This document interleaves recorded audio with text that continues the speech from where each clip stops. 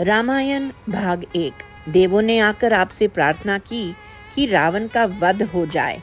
इसी समय अयोध्या में ऋष्य श्रृंग के नेतृत्व में पुत्र कामेष्ठी चल रही थी। वहां के राजा दशरथ के जो निसंतान थे, 3 रानियां थीं। यज्ञ के अंत में राजा को दिव्य पायस दिया गया। उसे खाकर तीनों रानियां एक साथ गर्भवती हुईं और आप राम नाम लेकर भाई भरत, लक्ष्मण और शत्रुघ्न के साथ अवतरित हुए। हे देव, आप पिता के आदेश पर चाप धारण किए हुए भाई लक्ष्मण के साथ विश्वामित्र के श्रेष्ठ यज्ञ की रक्षा करने के लिए निकल पड़े। जाते जाते मुनि ने जिन 2 मंत्रों का उपदेश दिया, उनसे आपने मार्गाश्रम दूर किया। फिर उन्हीं के वचन के बल पर मानवों की रक्षा के अर्थ ताटका को बाणों से मार डाला। तदनंतर आपने विश्वामित्र से कई दिव्यास्त्र प्राप्त किए और सिद्धाश्रम नामक उनके वन में पहुंच गए। अपने यज्ञ के आरंभ में ही बाणों से राक्षस मारीच को भगा दिया और दूसरे सुबाहु आदि राक्षसों को मार डाला। फिर विदेह राज्य जाते हुए अपनी चरण धूलि से अहल्या का दोष दूर किया, उसे शाप मुक्त किया और विदेह पहुंचकर शिव का चाप तोड़ा तथा लक्ष्मी देवी की अवतार रूपिणी सीता को पत्नी के रूप में प्राप्त किया। तदनंतर अपने सपत्नीक वीर भाइयों के साथ कौशल वापस आए।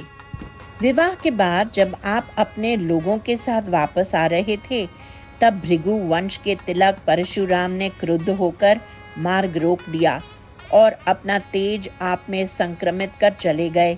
तब आप अयोध्या वापस आए। हे सुंदर रूप वाले भगवान, आप अयोध्या में पत्नी समेत ससुख दिन काट रहे थे और एक दिन भरत शत्रुघ्न के साथ अपने मामा के घर गए और दशरथ ने आपका राजतिलक निश्चित किया, जिसे कैकेयी ने रोक दिया।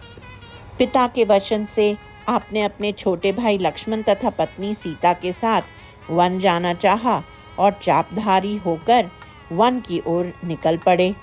मार्ग में अपने परिजनों को साथ आने से रोका।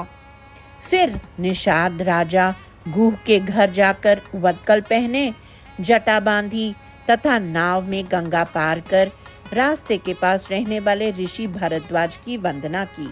उन्हीं के कहने से आप चित्रकूट पर्वत पर जाकर बड़े आराम से रहने लगे। आपने भाई भरत के मुख से सुना कि पिता पुत्र दुख से खिन्न होकर स्वर्ग से धारे हैं और आपने अत्यंत दुखी होकर उनके लिए उदक तर्पण किया, उनकी अंत्येष्टि क्रियाएं की। फिर आपने भरत के हाथों में अपनी खड़ाऊं तथा राज्य सौंप दिया। तदनंतर आप अत्रि का नमन कर अति विस्तृत दंडक वन को गए। वहां आपने भयंकर स्वरूप वाले राक्षस विराध का वर किया और ऋषि शरभंग की मोक्ष प्राप्ति अच्छी तरह देख ली। शरभंग को आपने मोक्ष दिला दिया। आपने मुनि अगस्त्य की वंदना कर तापसों का हित चाहते हुए राक्षस समूह के नाश की प्रतिज्ञा की। मुनि ने आपको वैष्णव चाप तथा ब्रह्मास्त्र दे दिया।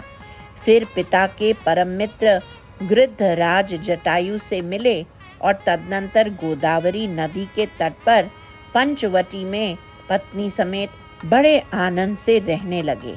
यहीं आपके दर्शन से रावण की बहन शूर्पणखा का हृदय अनंग पीड़ा से चंचल हो उठा। उसने आपके सामने आकर प्रेम की प्रार्थना की, जो अक्षय पौरुष वाले आपको असह्य हो गया और आपने उसे सौमित्री के पास भेज दिया। लक्ष्मण ने बड़े क्रोध से उसकी नाक काट दी। उसे यूं देखकर खरदूषण और त्रिशिरा अत्यंत क्रुद्ध हो 10,000 से अधिक राक्षसों के साथ टूट पड़े और आपने उन सबको क्षण में मार डाला। रावण बहन शूर्पणखा के सारा वृत्तांत सुनकर अत्यंत विवश हुआ। उसके आदेश पर मारीच छल के सोने का मृग बनकर पंचवटी में प्रत्यक्ष हुआ। सीता ने उसे पाना चाहा। आप उसका पीछा करते हुए अंत में बाणों से उसे मार डाला। उसका मायापूर्ण क्रंदन सुनकर सीता ने आपके भाई लक्ष्मण को खोज में भेज दिया। तभी रावण उसे सीता को चुरा ले गया। जिससे आप अत्यंत दुखी हो जाने पर भी रावण के वध का उपाय पाकर बहुत हर्षित भी हुए। फिर आप पत्नी की खोज में निकल पड़े। रास्ते में जटायु ने आपसे कहा, रावण मेरा वध कर आपकी पत्नी को चुरा ले गया है। यूं कहकर वह स्वर्ग से धारा और आपने अपने मित्र की अंत्येष्टि क्रिया की।